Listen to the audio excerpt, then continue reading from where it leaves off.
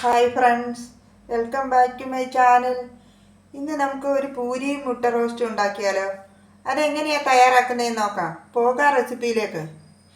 അതിനുവേണ്ടി ഞാൻ 250 ml കപ്പിൽ 2 കപ്പ് ഗോതമ്പ് പൊടി ഞാൻ എടുത്തിട്ടുണ്ട്. 1 ടേബിൾ സ്പൂൺ റവയും കൂടെ എടുത്തിട്ടുണ്ട്.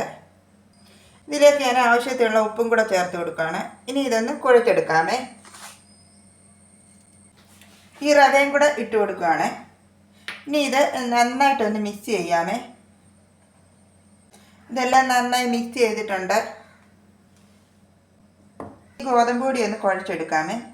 ഇത് അതിനുവേണ്ടി ഞാൻ കുറച്ച് ചൂടുവെള്ളമാണ് എടുത്തിരിക്കുന്നത്.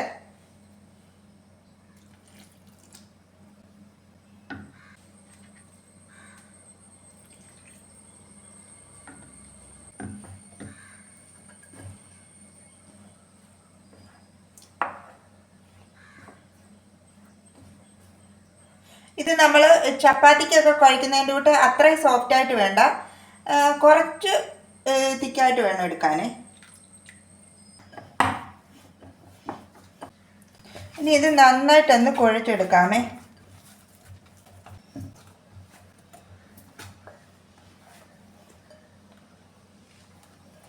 ഇതെല്ലാം നന്നായിട്ടൊന്ന് കുഴച്ചെടുത്തിട്ടുണ്ട്. ഇനി ഇത് അരമണിക്കൂർ ഞാനിന്ന് റെസ്റ്റ് ചെയ്യാൻ വെക്കുവാണ്. ഇത് വെച്ച് ഞാനൊന്ന് അടച്ചു വെച്ച് കൊടുക്കുവാണ്. മുട്ട റോസ്റ്റ് ഉണ്ടാക്കിയെടുക്കാമേ. ഇത് അതിനാവശ്യത്തിന് ഞാൻ 3 കോഴിമുട്ട എടുത്തിട്ടുണ്ട്. ഈ നാടൻ കോഴിമുട്ടയാണ്. 3 സവാള ഞാൻ സ്ലൈസായിട്ട് ഞാൻ അരിഞ്ഞു വെച്ചിട്ടുണ്ട്. ഇത് അതിനാവശ്യത്തിലുള്ള കറിവേപ്പില, ഇഞ്ചിയും വെളുത്തുള്ളിയും പച്ചമുളകും കൂടെ ഞാൻ എടുത്തിട്ടുണ്ട്. ഇഞ്ചിയും വെളുത്തുള്ളിയും ഞാനൊന്ന് പൊട്ടിച്ച് വെച്ചിട്ടുണ്ട്.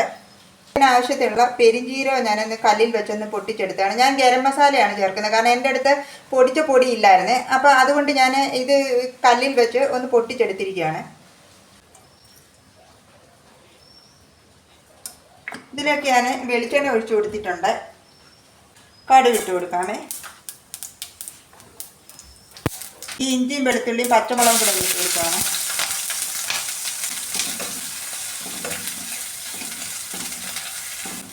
ഇത് പച്ചമണം മാറുന്നതിന് വരെ ഒന്ന് നന്നായിട്ടൊന്ന് ഇതിലിട്ടൊന്ന് ചൂടാക്കി എടുക്കാമേ. ഇനി കറിവേപ്പില ഇട്ട് കൊടുക്കുകയാണ്. ഇനി ഇതിലേക്ക് ഈ അരിഞ്ഞു വെച്ചിട്ട് സവാളയും ചെറിയും കൂടെ ചേർത്ത് കൊടുക്കാം. ഇതിലേക്ക് ഞാൻ ആവശ്യത്തിനുള്ള ഉപ്പും കൂടെ ചേർത്ത് കൊടുക്കുവാണ്.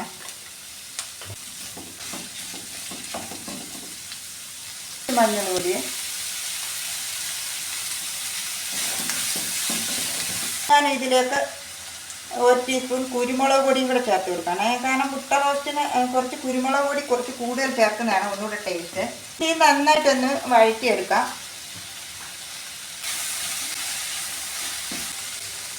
ഇതിലേക്ക് ഞാൻ കുറച്ച് ഉലുവപ്പൊടിയും കൂടി ഇട്ട് കൊടുക്കുവാണ്. 1 ടേബിൾ സ്പൂൺ മുളക് പൊടി, 1 ടീസ്പൂൺ മല്ലിപ്പൊടി. മല്ലിപ്പൊടി ഞാൻ കുറച്ചേ ചേർത്തിട്ടുള്ളൂ.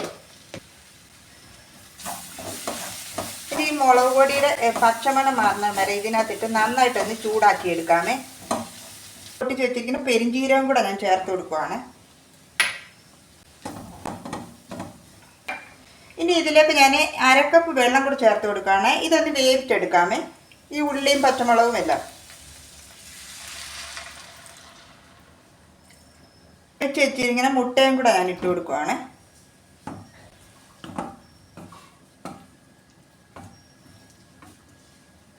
ഇനി ഇത് അടച്ചു വെച്ച് ഒരു 5 മിനിറ്റ് ഒന്ന് വേവിച്ചെടുക്കാമേ.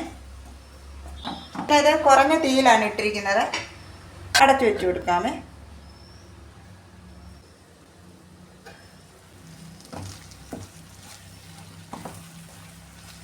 ഇതെല്ലാം നന്നായിട്ട് വെന്തിട്ടുണ്ട്.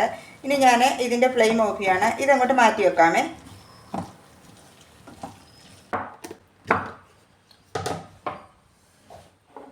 ഇനി ഇതൊന്ന് പരത്തിയെടുക്കാമേ. കുറച്ച് പൊടിയൂടി ഇട്ട് കൊടുക്കുകയാണ്, കാരണം ചിലപ്പോൾ ഇത് ഒട്ടിപ്പിടിക്കുകയെല്ലാം ചെയ്താലേ.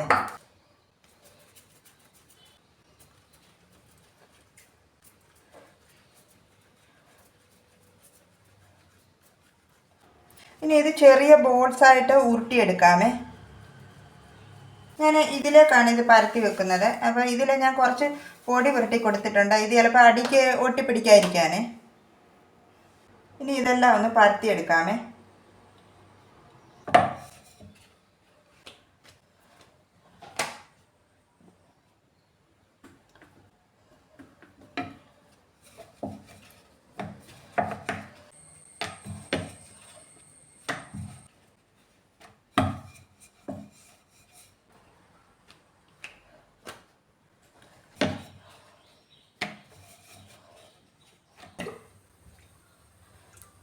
ഇതിലൊക്കെ ആവശ്യത്തിനുള്ള എണ്ണ ഞാൻ ഒഴിച്ചു കൊടുത്തിട്ടുണ്ട്. ഞാൻ എടുത്തിരിക്കുന്ന വെളിച്ചെണ്ണയാണ്.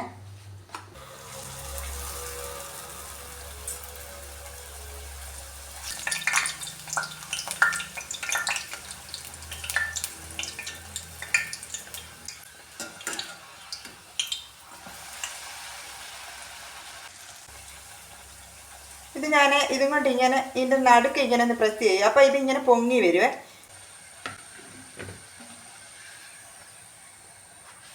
നമ്മുടെ പൂരി എല്ലാം ഇവിടെ റെഡി ആയിട്ടുണ്ട്. ഞാൻ എണ്ണ പിടിക്കാൻ വേണ്ടിയിട്ടാണ് ഈ ടിഷ്യൂ പേപ്പറിലോട്ട് വെച്ചിരിക്കുന്നത്.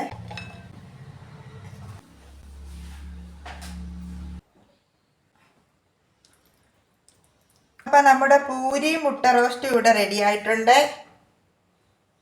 ട്രൈ ചെയ്ത് നോക്കിയിട്ട് ഫീഡ്ബാക്ക് അറിയിക്കാൻ മറക്കരുത്. എൻ്റെ വീഡിയോ ഇഷ്ടമായാൽ പ്ലീസ് സബ്സ്ക്രൈബ് മൈ ചാനൽ. അടുത്ത വീഡിയോയിലൂടെ നമുക്ക് വീണ്ടും കാണാം. താങ്ക്